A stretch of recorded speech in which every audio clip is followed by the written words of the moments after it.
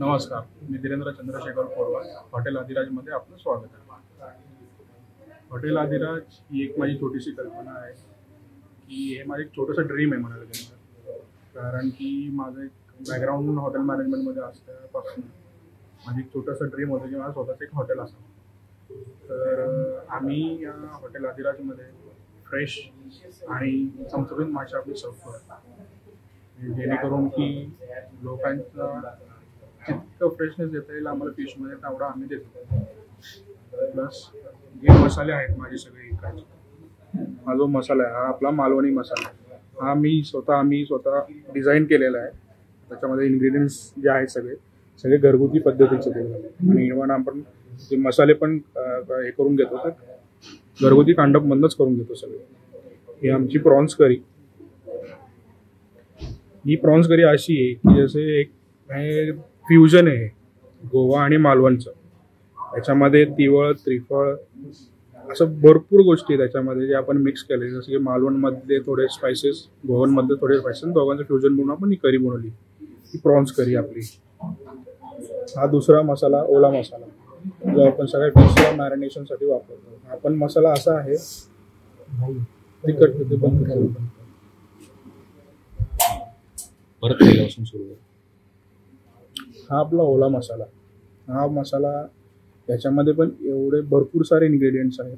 जसे करून मालवणी मसाला आहेत, घरगुती पद्धतीचे वेगळे अजून दुसरे मसाले आहेत, इवन हर्ब्स आपण म्हणू शकतो जसे कोथिंबीर वगैरे जे आहेत एक्सेट्रा पुढचे सगळे भरपूर गोष्टी याच्यामध्ये आहेत.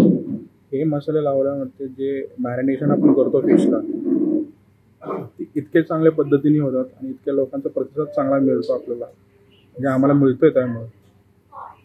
लोकांची काही कंप्लेंट नाही, उलट लोक आम्हाला येऊन विचारतात की तुम्ही कुठले मसाले यूज करता, कसे करता, काय करता. आम्ही बेसिकली थोडं त्यांना हिंट्स देतो. आम्ही असं नाही की नाही देत, थोड्या हिंट्स आम्ही देतो त्यांना. बोलू शकतो. जी आपली सुरमई पण आहे, ही सुरमई आपली स्पेशली फक्त मालवणमधनं आपण मागवतो आणि ही येते आपल्या इथंच येते पुण्यामध्ये, पण स्पेशली मालवणवरून ही सुरमई आणि फ्रेश एकदम. मला कुठेही त्याच्यामध्ये असं रेडिश पिंकिश असं काही दिसणार नाही. आता हे सगळं आपण मसाला लावल्यामुळे तुम्हाला थोडंसं इकडे तिकडे कलर चेंजेस दिसत असतात. याला तुम्ही हळद का लावता? मॅरिनेशन जे आहे याचं, हे प्रॉपर जे फिश मॅरिनेशन आपण जे म्हणतो तर स्टार्टिंग बेसिक त्याचं हळद आणि मीठ, त्याशिवाय मासा बनवूच शकत नाही. आणि हे साधारण किती वेळ तुम्ही आधी मॅरिनेशन? मॅरिनेशन 1 दिवस आधी. बरं. पूर्ण.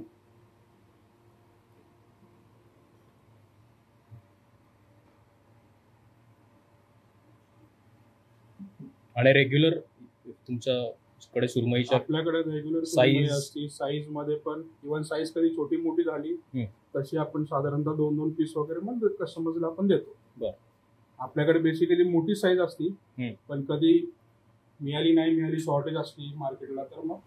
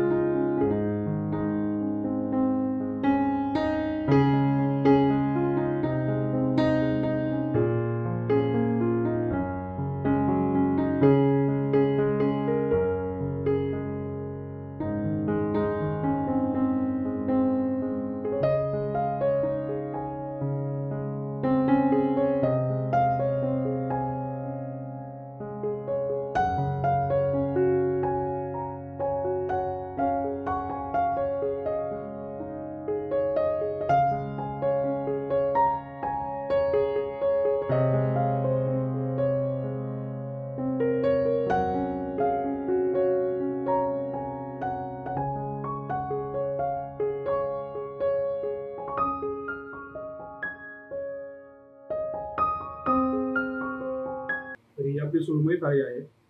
आपला सुरमईचा पीस तुम्ही बघा, चांगला सुंदर मोठा आहे. ही सुरमई फ्राय, रवा फ्राय, ही आहे तिवळ, ही ॲक्च्युली गोवनची सोलकढी, ही आपल्या महाराष्ट्रातली सोलकढी. ही प्रॉन्स करी आपली, जी युनिक आहे सगळ्यांमध्ये. तांदळाच्या 2 भाकऱ्या देतो आपण किंवा मग 3 चपाती. सुकट चटणी, ही पण एक क्रिस्पी एकदम कुरकुरीत. हिरवी चटणी आणि लसणाची लाल चटणी. आज अचानक हॉटेल अधिराजमध्ये फिश थाळी खाण्यासाठी म्हणून माझ्या मुलाबरोबर, सुनेबरोबर, नातीबरोबर येण्याचा योग आला. कोकणी थाळी कशी असते फिशची, त्याचा चांगला अनुभव मला मिळाला. त्या जेवणामध्ये आम्हाला थाळीमध्ये पॉम्फ्रेटचा चांगल्या साईजचा फ्राय फिश मिळाला, अख्खा पॉम्फ्रेट मिळाला, त्यानंतर बोंबील मिळालं, भात, चपाती आणि तांदळाची भाकरी बऱ्याच वर्षानंतर खाल्ली. त्याच्या सोबतीला सुकं मटण आणि पॉम्फ्रेट फ्रायचा सुद्धा अनुभव मिळाला, तो अतिशय चांगला मिळाला. परत तिकडे येण्याची इच्छा आहे. खूपच ऑथेंटिक पद्धतीची थाळी आहे. शक्यतो फिश थाळी एवढ्या चांगल्या पद्धतीने बनलेली कमी ठिकाणी मिळते आणि याचा रेफरन्स आम्हाला आमच्या फ्रेंड थ्रू मिळाला होता. माझी पहिलीच वेळ येते याची, पण आता वारंवार नक्कीच येतं. पॉम्फ्रेट, त्याच्यानंतर बोंबील फ्राय, मटन सुकं, अतिशय उत्कृष्ट जेवण असं आहे. सगळ्यांनी नक्की यावं आणि एकदा ट्राय करावं.